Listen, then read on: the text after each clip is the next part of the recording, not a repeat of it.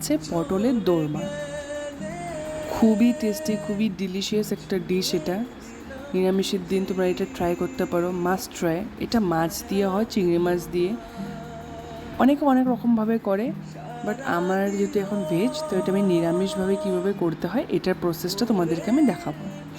তো দেখতে থাকো। দেখো, পটলটাকে প্রথমে ছিলে নিতে হবে হালকা করে, তারপর মুখটাকে কেটে হালকা হালকা করে ভিতর থেকে বিচিগুলোকে বের করে নিতে হবে। আর হ্যাঁ, এই জিনিসটা বহুত সাবধানে করতে হবে, কেন এটা আমি একটা ট্রাই করেছি, ভেঙে দিয়েছি। আর দিদা দেখো কি সুন্দর করে সবগুলো পটলের ভিতর থেকে বিচিগুলো বের করে নিয়েছে। তারপর তোমরা যে যেমন পরিমাণে পনির খাবে ওটা তোমাদের উপরে। তো ওইভাবে পনিরটাকে নিয়ে তোমরা হাত দিয়ে চটকে মেখে নিতে পারো, বা এই যে মেশিনের দ্বারা গ্রেট করে নিতে পারো। যে যেমন করে করবে সেমন করে হবে।